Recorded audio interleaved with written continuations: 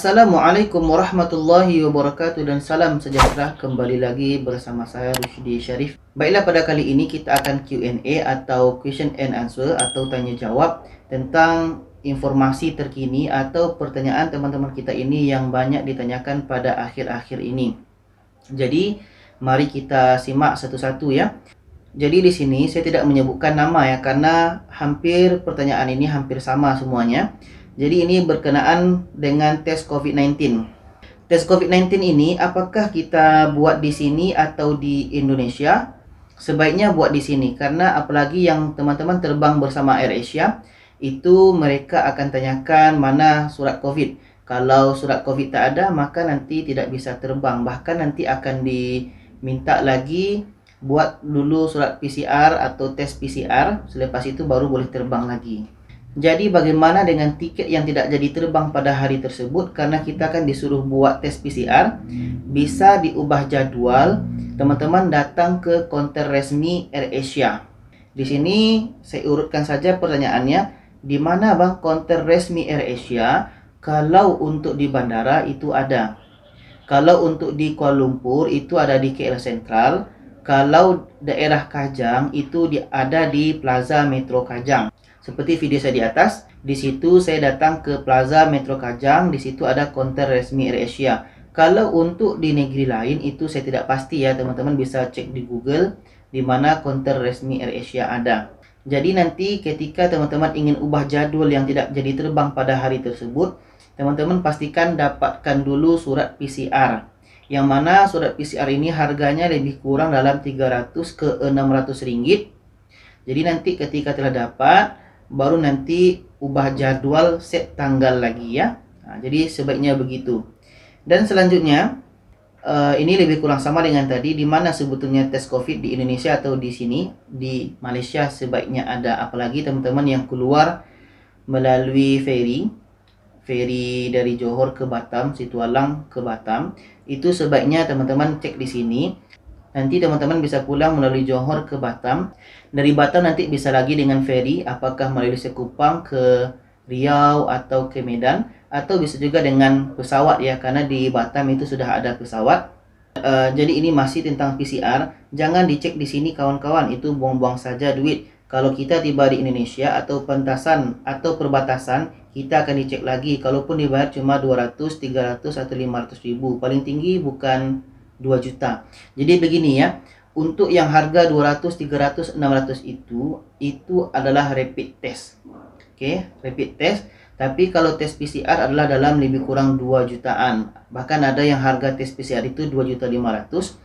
Jadi sebelum ini teman-teman yang terbang bersama AirAsia, apalagi yang sebelum lebaran itu, apalagi yang semasa PKPB, memang mereka sewaktu itu tidak ada diminta surat tes PCR. Jadi teman-teman yang bicara kayak gini, nggak usahlah kita buat tes COVID di Malaysia, buat di Indonesia saja. Karena nanti di Indonesia dicek lagi.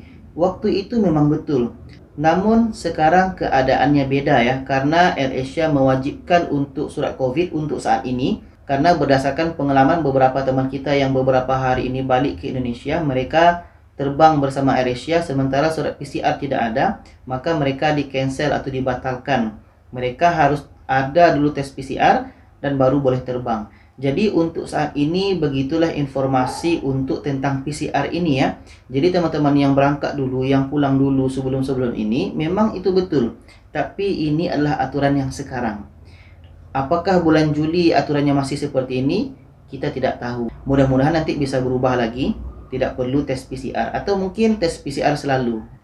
Apakah diwajibkan bawa surat PCR COVID di bandara nanti? Wajib. Dah, untuk AirAsia adalah wajib. Untuk maskapai lain itu tidak pasti. Tapi sebaiknya ada ya, disiapkan aja. Bagaimana kalau surat COVID belum keluar tapi harus terbang? Gimana cara mengubah tanggal terbang di AirAsia? Jadi gini. Kalau seandainya surat COVID ini belum keluar, jangan kita setelkan ubah tanggal penerbangan kita ini. Sebaiknya kita uruskan dulu surat PCR ini. Surat PCR ini berdasarkan pengalaman teman-teman kita, itu akan siap dalam 2-3 hari. Setelah itu nanti ketika kita sudah dapat memastikan, oh kata orang hospital, kata orang klinik, nanti surat PCR ini akan selesai dalam 3 hari. Oke, kita pastikan 3 hari.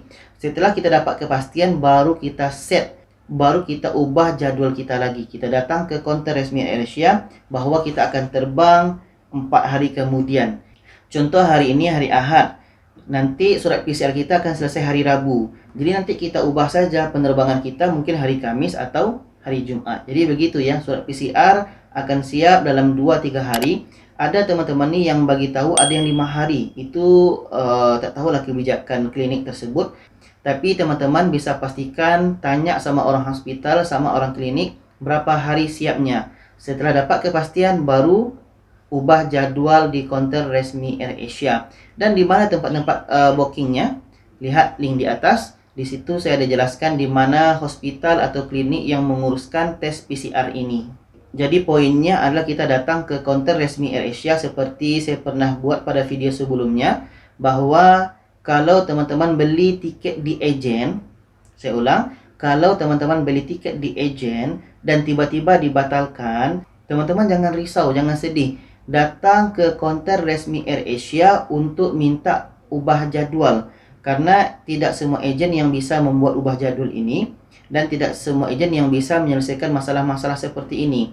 Jadi teman-teman datang saja ke kaunter resmi AirAsia untuk ubah jadwal. Mereka pasti bisa bantu. Apalagi teman-teman yang booking secara online, kalau tidak paham cara refund di online itu, datang saja ke kaunter resmi AirAsia. Mudah-mudahan nanti urusan teman-teman dimudahkan. Yang penting kita jangan malas, yang penting kita rajin untuk mencari tahu di mana kaunter resmi AirAsia ya. Dan pertanyaan selanjutnya ini tentang visa. Bang, visa saya telah lama mati, jadi gimana ya? Jadi seperti yang kita tahu bahwa visa yang mati dari 1 Januari 2020 atau visa yang mati selama PKP sekarang kena balik. Sekarang kena balik. Berapa lama kita dibagi hari untuk balik itu saya tidak dapat lagi perinciannya. Kalau ada info saya akan bagi tahu. Cuma untuk yang sekarang, ketika kita telah dengar informasi yang saya bagi hari itu tentang visa sekarang kena balik, tentang visa sekarang yang mati kena balik, sekarang kita kena segera balik. Karena jangan sampai nanti kerajaan Malaysia mengubah peraturan, tiba-tiba nanti visa mati kena tangkap atau ditahan. Jangan sampai seperti itu. Jadi sekarang selagi peraturan atau undang-undang di Malaysia bagi visa mati masih diperbolehkan pulang, maka kita harus segera pulang. Ini kerajaan Malaysia bukan menghalau ya, tapi ini adalah cara terbaik yang diberikan oleh kerajaan Malaysia, karena kita sudah tinggal di sini untuk beberapa bulan dengan secara gratis ya. Apalagi bagi teman-teman yang visa mati bulan 3, 4, 5, 6, dah hampir 3 bulan kita di sini. Jadi inilah hasil yang terbaik untuk sekarang, bahwa visa mati kena balik dengan segera. Rinciannya sampai kapan itu saya tidak dapat lagi. Jadi kalau ada info saya akan bagi tahu nanti. Jadi sekarang bagi teman-teman yang visa mati ini dalam tahun 2020, segeralah balik.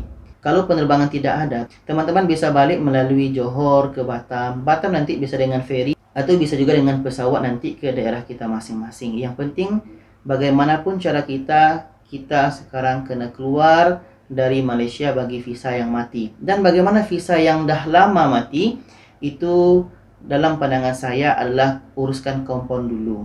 Bagaimana caranya? Lihat link di sini. Di situ saya jelaskan bagaimana kita menguruskan bagi yang tinggal lebih masa atau overstay.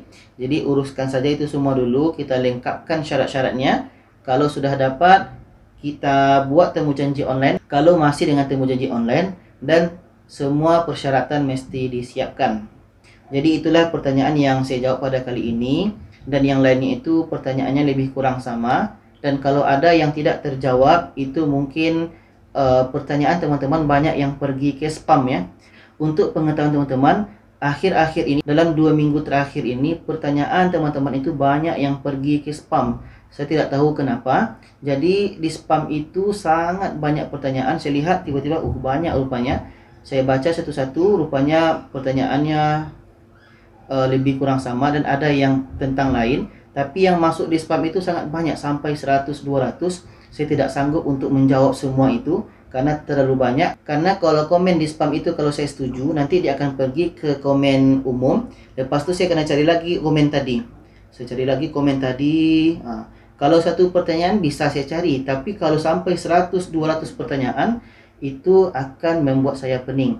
Jadi minta maaf kepada teman-teman semua yang pertanyaannya tidak bisa saya jawab karena kebanyakan pertanyaan pergi ke komentar spam. Jadi sebaiknya teman-teman jaga dalam komen-komen itu, jangan pergi ke spam. Penyebabnya kenapa saya tidak tahu. Jadi itu saja teman-teman info saya pada kali ini. Mudah-mudahan bermanfaat dan bisa memberikan pencerahan kepada kita semua. Dan jangan lupa share video ini kepada yang lainnya supaya lebih ramai yang tahu. Terima kasih. Wassalamualaikum warahmatullahi wabarakatuh.